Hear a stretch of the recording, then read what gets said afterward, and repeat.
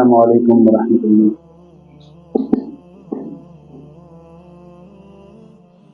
الحمد للہ نحمده ونستعینه ونستغفره ونؤمن به ونتوکل علیہ ونعوذ باللہ من شرور انفسنا ومن سیئات اعمالنا من يهده الله فلا مضل له ومن يضلله فلا هادي له ونشهد أن لا إله إلا الله وحده لا شريك له ونشهد أن سيدنا وسندنا وحبيبنا ومولانا محمدا عبده ورسوله أما بعد فأعوذ بالله من الشيطان الرجيم بسم الله الرحمن الرحيم إن الصفا والمروة من شعائر الله فمن حج البيت أو اعتمر فلا جناح عليه أن يطوف بهما ومن تطوع خيرا فإن الله شاكر عليم صدق الله العظيم رب اشرح لي صدري ويسر لي أمري واحلل عقدة من لساني يفقهوا قولي اللهم ألهمني رشدي وأعذني من شر نفسي اللهم صل على سيدنا محمد وعلى آل سيدنا محمد وبارك وسلم علیہ۔ قابل صد احترام دوستوں، بزرگوں، یہ ایام جس میں ہم اور آپ جمع ہیں یہ حج کے ایام ہیں۔ رمضان بلکہ رجب سے جو برکتیں شروع ہوتی ہیں وہ برکتیں چلتی رہتی ہیں۔ دلیل اس کی ہے کہ رسول اللہ صلی اللہ علیہ وسلم دعا فرماتے تھے کہ اللہم بلغنا رجب و شعبان، اللہم بارک لنا فی رجب و شعبان و بلغنا رمضان۔ پھر رمضان کی برکتیں وہ ختم ہوتے ہی حج کے ایام شروع ہو جاتے ہیں۔ 4 مہینے ایسے ہیں جو حرمت والے ہیں، شوال، ذوالقعدہ، ذوالحجہ اور 1 رجب۔ پچھلے زمانوں میں جو پرانے بزرگ حضرات ہیں انہیں یاد ہوگا کہ یہاں سے سفینہ عابد اور سفینہ حجاج وغیرہ یہ چلا کرتے تھے۔ جب پانی کے جہازوں میں سفر کر کے لوگ حج کی سعادت کے لیے جاتے تھے تو وہ شوال میں ہی شروع ہو جاتے تھے وہ قافلے جانا۔ تو اس لیے شوال کا مہینہ بھی حج کے مہینوں میں ہے۔ الحج اشہر معلومات، یہ طے ہیں ایام الحج۔ حج کے چونکہ ایام ہیں اس بارے میں چند باتیں آپ حضرات کے سامنے پیش کرنی ہیں۔ جنہیں اللہ نے سعادت اور توفیق عطا فرمائی ہے وہ حج کا نہ صرف ارادہ کرتے ہیں بلکہ اس کی کوشش کرتے ہیں اور پھر بالآخر حج ادا کر لیتے ہیں۔ حج نہ کرنے کے بارے میں آپ صلی اللہ علیہ وسلم کی احادیث میں بڑی وعید ہے۔ ایک حدیث میں تو یہاں تک ہے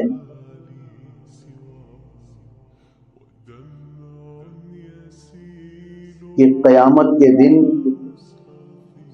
2 بھووں کے درمیان لکھا ہوا ہوگا کافر۔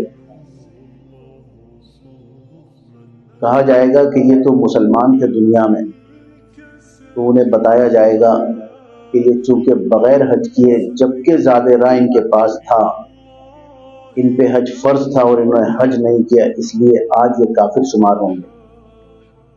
دوسری روایت میں ہے آپ صلی اللہ علیہ وسلم نے فرمایا جسے اللہ نے حج کی توفیق یعنی وہ تمام ذرائع وسائل عطا فرمائے جس سے حج فرض ہوتا ہے اور اس نے پھر بھی حج نہ کیا، مفہوم ہے کہ اس کا مرنا یہودی اور نصرانی کا مرنا برابر ہے۔ اتنی سخت وعیدیں ہیں۔ اب ہمارے یہاں کچھ سوچیں ہیں بڑی عجیب و غریب کہ پہلے بچوں کی شادی کر لیں، بیٹی بیٹھی ہوئی ہے اس کی شادی کر لیں، کیونکہ یہ سینہ بسینہ یہ باتیں چلی آ رہی ہیں، یہ ہم سنتے تھے اپنے بڑوں سے، انہوں نے اپنے بڑوں سے سنا، یہی باتیں ہم کر رہے ہیں، یہی ہماری آنے والی نسلیں کریں گی۔ نہ کسی عالم سے پوچھا، نہ کسی اللہ والے سے پوچھا، بس چونکہ بچیاں گھر میں بیٹھی ہوئی ہیں تو حج کیسے فرض ہو گیا ہم پہ؟ حج فرض نہیں ہے۔ مجھے یہ بتائیے، شادی کرنے میں 10 لاکھ روپے لگانا کہاں فرض ہے؟ وہی شادی 2 لاکھ روپے میں بھی ہو سکتی ہے۔ تو یہ کوئی عذر نہیں ہے، پہلی بات۔ دوسرا، ہم تو خود کرائے کے مکان میں رہتے ہیں، تو کرائے کے مکان میں رہنا بھی کوئی عذر نہیں ہے، شریعت میں عذر نہیں ہے، ہم نے بنایا ہوا یہ ایک الگ بات ہے۔ نمبر 3، پیسے میرے پاس اتنے نہیں ہیں، تو پیسے اگر اتنے نہیں ہیں، یہ کیش ہونا شرط نہیں ہے، بلکہ اگر سامان تجارت ہے وہ اتنا ہے جو میری ضرورت سے زائد ہے اور جو حج کی فرضیت جس میں داخل ہے، یا سونا اتنا ہے، اس صورت میں بھی حج فرض ہے۔ گاڑی 40 لاکھ روپے کی رکھنا فرض نہیں ہے، یہی گاڑی کم میں بھی رکھی جا سکتی ہے، یعنی اس پیسوں میں حج ہو سکتا ہے۔ یہ ایک الگ بات ہے کہ زیور بیوی کی ملکیت ہے تو بیوی کے اوپر فرض ہے کہ وہ کسی محرم کا انتظام کر کے ہو جائے، شوہر پہ فرض نہیں ہے کیونکہ ملکیت اس کی نہیں ہے۔ آج کل بچوں کے نام سونا کر دیتے ہیں، بینک بیلنس بچوں کے نام پہ ہوتا ہے، اور یہ کہتے ہیں کہ بچوں پہ تو حج فرض نہیں ہے۔ تو بھائی جب وہ بالغ ہو گیا، بچہ 15 سال لگا لیجئے عمر بچے یا بچی کے، جب اتنی عمر کو وہ پہنچ گیا اور اس کے نام آپ نے اتنا سونا کیا ہوا ہے جس سے حج فرض ہوتا ہے، تو اس کے اوپر بھی حج فرض ہے۔ ایک اس میں اس وقت کوٹا سسٹم ہے کہ کوٹے کے تحت اتنے حاجی آئیں گے۔ اب میں گھر پہ بیٹھا رہوں کہ جی چونکہ کوٹے میں ہے کہ 20,000 یا 2 لاکھ حاجی جائیں گے، تو میں کہاں سے جاؤں گا؟ تو میرا اب یہاں کیا فرض ہے؟ میرا فرض یہاں یہ ہے کہ میں کم سے کم درخواست جمع کر دوں۔ درخواست جمع کرنے سے اس سوال سے میں بری ہو گیا، اور اگر موت آ گئی تو کم سے کم یہ ہو سکتا ہے کہ میں نے درخواست تو جمع کی تھی، یا اللہ نام نہیں آیا، اس میں میرا اختیار نہیں تھا۔ اختیاری چیزیں ساری، مفتی اعظم ہند جب یہ سب ایک تھا تو بحر قلزم میں قید کر دیے گئے، تو یہ جمعے کے دن وضو کرتے، دوسرے کپڑے پہنتے، جو بھی اس وقت موجود ہوتا بہترین تیاری کے ساتھ دروازے پہ جا کے بیٹھ جاتے، جیل کے باہر تالا پڑا ہوا ہوتا۔ تو وہ جو کوتوال تھا اس نے ایک دن کہا کہ میں اکثر دیکھتا ہوں آپ شکروار کو یعنی جمعے کے دن یہاں پر آ کے اس طرح بیٹھ جاتے ہیں، خاصی دیر بیٹھے رہتے ہیں، پھر اٹھ کے چلے جاتے ہیں۔ تو انہوں نے اس سے کہا کہ دیکھو جمعہ ہے، یہ ہمیں واجب ہے، جمعہ ادا کرنا ہمارے اوپر واجب ہے، میرے اختیار میں نہیں ہے کہ میں جیل سے نکل کے جاؤں اور جمعہ ادا کروں، میرے اختیار میں بس اتنا ہے کہ میں تیار ہو کے یہاں آ کے بیٹھ جاؤں، اور اس کے بعد پھر جتنا وقت جمعہ ہوتا ہے اتنے وقت میں بیٹھا رہوں، اللہ اللہ کرتا رہوں، بس یہ میرے اختیار میں ہے۔ تو میرے دوستو، اصل ہے اختیاری وسائل کو استعمال کرنا، بروئے کار لانا۔ جتنا میرا اختیار ہے اتنا میں کر لوں، لا یکلف اللہ نفسا الا وسعها۔ اللہ تعالیٰ نے ہمیں ہمارے اوپر بوجھ اتنا نہیں ڈالا جتنی ہم برداشت نہ کر سکیں۔ میں نے غالباً پچھلے سال بھی ایام حج میں حضرت جنید بغدادی رحمۃ اللہ علیہ کا ایک واقعہ یہاں بیان کیا تھا کہ ایک شخص ان کے پاس آیا، ان کے حلقے میں بیٹھنے والا تھا وہ شخص، ایام حج شروع ہو گئے، اس نے کہا میرے لیے دعا فرما دیں، میرے پاس پیسے نہیں ہیں لیکن حج پہ جانا چاہتا ہوں۔ تو حضرت کے جو دوسرے مریدین میں تھے بیٹھے ہوئے، ان میں سے کسی نے کہا کہ تم پہ تو حج ہی فرض نہیں ہے۔ تو کہا میں تو حضرت جنید بغدادی سے پوچھ رہا ہوں، آپ سے تو نہیں معلوم کر رہا۔ حضرت نے دعا کی کہ اے اللہ، یہ آپ کا بندہ ہے، حج پہ جانا چاہتا ہے، آپ کے اختیار میں سب کچھ ہے، آپ اگر بھیج دیں تو آپ سے کوئی پوچھنے والا نہیں ہے، یا اللہ اس کے لیے حج کا انتظام آپ فرما دیجئے۔ اللہ والے کے ہاتھ اٹھے، انہوں نے دعا کی، اپنی جیب میں سے ایک سکہ نکالا، 1 دینار اس شخص کو دیا کہ جاؤ یہ رکھ لو، اور جہاں سے حج کے قافلے جاتے ہیں وہاں آیا جایا کرو۔ یہ شخص چونکہ طلب والا تھا، یہ وہاں جا کے کھڑا ہو گیا۔ کچھ لوگ گزر رہے تھے، انہوں نے کہا کہ کیسے کھڑے ہو یہاں؟ اس نے کہا حج پہ جانا چاہتا ہوں۔ انہوں نے کہا اگر سواری کا مسئلہ ہے تو ایک ہمارا شخص جو ہمارے ساتھ جا رہا تھا قافلے کا ممبر، وہ بیمار ہو گیا، اس رکن کے بیمار ہونے کی وجہ سے اس کی سواری خالی ہے، ہم کہاں اس کو اکیلے اس طرح ہانکتے پھریں گے، تو تم اس سواری پہ سوار ہو جاؤ۔ وہ سوار ہو گیا۔ کچھ دیر کے بعد کھانا وغیرہ کھانے کے لیے بیٹھے یہ لوگ کہیں قیام کر کے، اس کو بلایا بات چیت میں، اس سے پوچھا کہ کون ہو؟ کہنے لگا کہ میں فلاں جگہ کا رہنے والا ہوں اور جنید بغدادی کی مجلس میں بیٹھا کرتا ہوں، ان کی محفل میں بیٹھا کرتا ہوں۔ لوگوں نے سوچا کہ وہ یہ تو جنید بغدادی کے معاصرین میں سے ہے، لہذا او بھگت کرنے لگے، اس کا خیال رکھنے لگے۔ پورے سفر میں خیال بھی رکھا، وہاں پر پیسے خرچ ہونے نہیں دیے، ظاہر ہے اس کے پاس پیسے تھے ہی نہیں، اور کچھ پیسے بھی دیے ان ساتھیوں نے، کہا کہ اپنے گھر کھجور وغیرہ لے جانا ہو تو یہ لے لو۔ انہوں نے وہ سب کچھ کھجور وغیرہ بھی لیے، جو لینا تھا وہ لیا، مدینہ منورہ حاضری بھی ہوئی، واپس آئے، واپس آ کے اشکبار آنکھوں سے حضرت جنید بغدادی رحمۃ اللہ علیہ کی مجلس میں بیٹھے، اور پھر وہ دینار واپس کیا اور یہ کہا کہ حضرت آپ کے پیسوں میں اللہ نے اتنی برکت دی کہ پیسے بھی بچ گئے اور حج بھی ادا ہو گیا۔ تو جب دل میں طلب ہوتی ہے میرے دوستوں، تو پھر اللہ تعالیٰ انتظام فرماتے ہیں۔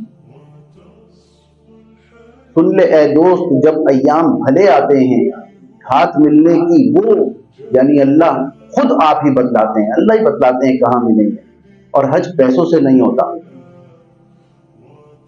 اگرچہ لازمی جز ہے رکن ادا کرنے کے لیے، لیکن میرے دوستو یہ خالصتاً نیت پہ ہوتا ہے۔ یہاں کی ایک وزیر اعظم تھی، ان کے والد کی کہیں گاڑی صحیح ہوا کرتی تھی، تو اس گاڑی صحیح کرنے والے یعنی مکینک، وہ ظاہر ہے کوئی بڑی دکان ہوگی، اس میں ایک لڑکا کام کیا کرتا تھا۔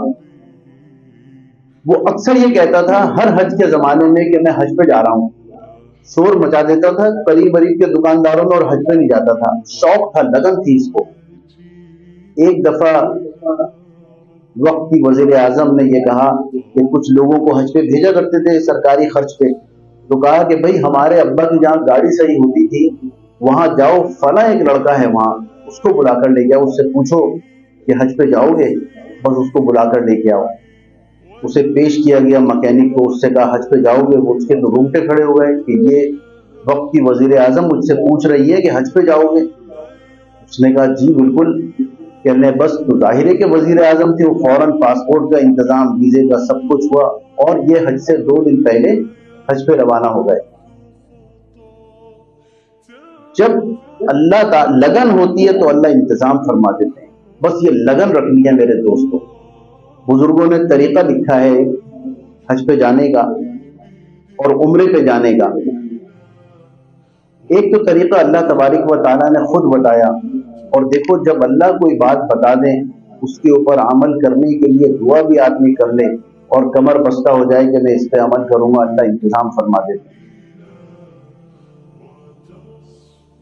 الحج اشہر معلومات فمن فرض فیہن فلا رفث ولا فسوق ولا جدال فی الحج، یہ ایک آیت ہے، آیت کا جز ہے۔ اب اس میں ہے کہ جو کوئی حج پہ جائے اس کو چاہیے کہ وہ فحش گوئی نہ کرے، فسوق لڑے نہیں، فسق فجور نہ کرے، اور دوسرا یعنی گناہ نہ کرے، اور جدال اور لڑے نہیں، یہ 3 کام وہ کر لے۔ قرآن حکیم بڑی عجیب و غریب کتاب ہے، اور اس میں جو آیات ہیں اللہ تعالیٰ کی باتیں ہیں میرے دوستو، الف اور با مطلب سے خالی نہیں ہے۔ اس کا مطلب یہ ہے کہ اگر کوئی حج پہ جانا چاہتا ہے تو آج وہ یہ کام شروع کر دے۔ کون سے؟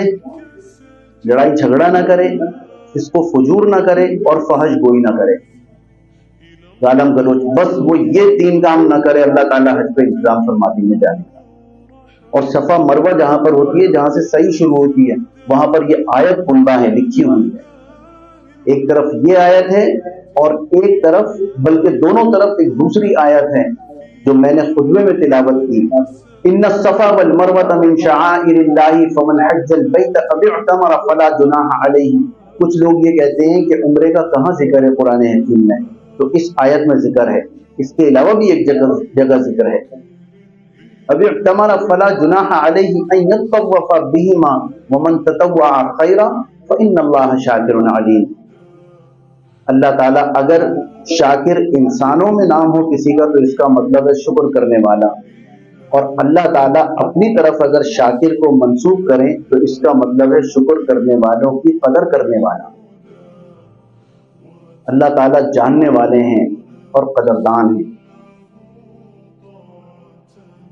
تو میرے دوستو، حج کے ایام، قیمتی اوقات، اس میں اب ظاہر ہے کہ وقت گزر گیا، جن لوگوں کے نام آنے تھے آ گئے، لیکن اگلے سال کے لیے اللہ سے یہ دعا کریں کہ یا اللہ زندگی بھی عطا فرمائیے اور حج کا انتظام بھی فرما دیجیے۔ اور جیسا میں نے کہا کہ پیسے سے نہیں ہوتا، یہ لکھا ہے مقافات عمل، ایک کتاب ہے، اردو کی کتاب ہے، اس میں ایک واقعہ لکھا ہے کہ ایک شخص تاجر تھا بہت بڑا، اس سے کچھ لوگوں نے کہا کہ تم دنیا میں گھومتے پھرتے ہو، جاؤ حج اور عمرہ بھی کرو۔ وہ یہی کہتا تھا کہ وقت نہیں ملتا، میری فلاں جگہ میٹنگ ہے، فلاں جگہ میٹنگ ہے۔ دنیا میں آنے جانے کے لیے اس کے پاس وقت تھا، لیکن حج اور عمرے کے لیے اس کے پاس وقت نہیں تھا۔ تو ایک مرتبہ لوگوں نے جب زبردستی کی تو اس نے کہا ٹھیک ہے میرا نام لکھوا دو۔ حج کا انتظام ہو گیا، آنے جانے کی تاریخ ٹکٹ کے اوپر ڈلی ہوئی ہوتی ہے کہ کس تاریخ کو واپس آنا ہے۔ کچھ دن پہلے اس کے دوست اسی لیے ہے کہ کونوا مع الصادقین، کونوا مع صالحین کے ساتھ رہو، صادقین کے ساتھ رہو، کونوا مع المتقین، متقیوں کے ساتھ رہو، مشورہ اچھا ملے گا اللہ والوں کے ساتھ ہوگے۔ تو دنیا دار دوست تھے، انہوں نے کہا کہ اتنا بڑا ایک پروجیکٹ آ رہا ہے اور عین ایام حج میں تھا کہ اگر آپ چلے گئے تو یہ ہم سے یہ بزنس چلا جائے گا جو کہ کروڑوں روپے کا ہے، لہٰذا حج تو اگلے سال بھی آئے گا، آپ اگلے سال حج پہ چلے جائیں، اس سال رہنے دیں، اس پروجیکٹ کو کر لیں۔ اس کے ذہن میں ظاہر ہے کہ ذہن پہلے سے ہی ایسا بنا ہوا تھا، دوستوں کے کہنے سے اور بن گیا۔ اس نے کہا کہ میں نہیں جا رہا حج پہ، میں اگلے سال جاؤں گا۔ لوگوں نے بڑا سمجھایا کہ اس کے قریبی کچھ دینی حلقے تھے، لیکن وہ نہیں مانا۔ حج ہو گیا۔ جس دن اس کے دوست واپس آئے ہیں، جو لوگ حج پہ گئے تھے، جو اس کو ترغیب دے رہے تھے، وہ واپس آئے ہیں، میرے دوستوں کتابوں میں لکھا ہے اس سے اگلے دن اس شخص کی، اس تاجر کی موت واقع ہوئی۔ مجھے بتائیے اگر یہ حج پہ چلا جاتا تو موت تو لکھی تھی، لیکن پھر آپ صلی اللہ علیہ وسلم کی وہ حدیث کہ جس نے حج کیا، حج مبرور کیا، اس کی جزا سوائے جنت کے کچھ نہیں، اور دوسری حدیث کہ وہ ایسا ہے جیسے آج ہی پیدا ہوا ہے، دنیا میں آیا ہے۔ تو یہ معصوم ہو کے دنیا سے جاتا اور جنت اس کا ٹھکانہ ہوتی، لیکن اس نے ایسا نہیں کیا، دنیا کو ترجیح دی۔ دنیا کو ترجیح دینا بالکل بھی غلط نہیں ہے۔ میں بارہا عرض کرتا ہوں، اللہ نے اگر آپ کو وسعت دی ہے کہ آپ روزانہ ایک جوڑا پہنے تو ایک جوڑا پہنے روزانہ، بس نیت میں اسراف نہ ہو۔ اسراف سے کیا مراد ہے؟ اسراف سے مراد یہ کہ وہ بھی جوڑے جو پرانے وہ بھی جمع ہو رہے ہیں الماری میں اور کبھی پہنے نہیں جاتے صدیوں میں، ایسا نہ ہو۔ دوسرا، اعتدال ہو۔ اللہ نے دیا ہے، بہترین گاڑی رکھنے کا شوق ہے، بہترین گاڑی رکھیں، ہر چیز کریں، سب کچھ کریں، لیکن شریعت کی حدود میں رہ کے۔ بہترین صوفہ سیٹ رکھیں، بہترین ڈنر سیٹ رکھیں، بہترین گھر میں رہیں، لیکن شریعت کی حدود میں۔ ہمارے حضرت اکثر یہ فرماتے تھے کہ اس اپنے جسم کے جتنے بھی شرعی تقاضے ہیں ان کو پورا کرتے رہو، یعنی جو اللہ کے احکام کے مطابق کام ہے انہیں کرتے رہو۔ یہ کہے گھومنا پھرنا ہے تو آپ جسم کو گھماؤ پھراؤ، یہ کہے بہترین کھانا ہے بہترین کھلاؤ پلاؤ، یہ کہے بہترین پہننا ہے بہترین پہناؤ، یہ کہے بہترین سواری چاہیے اگر وسعت کی ہے بہترین سواری کا انتظام کرو اس جسم کے لیے۔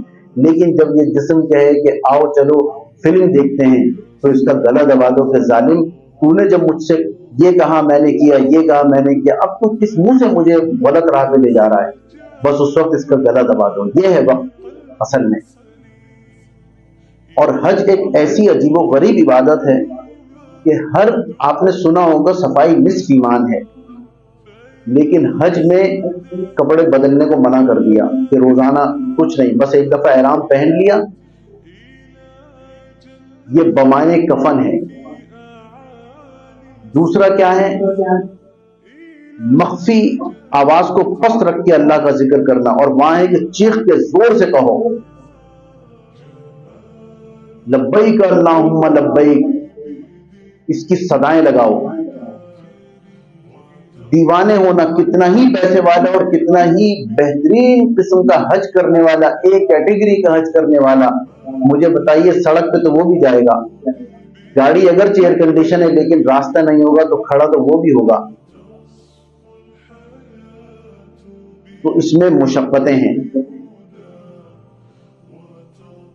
بس یہ ارادہ کرنا کہ اے اللہ آپ میرے لیے حج کا انتظام فرما دیجیے، فرض ہے یہ۔ جب انسان کو کسی سے محبت ہوتی ہے تو وہ اس کا ذکر کرتا ہے۔ ہم اکثر سنتے ہیں فلاں بزرگ نے یہ فرمایا، کیونکہ ان کو ان سے محبت ہے، انسیت ہے۔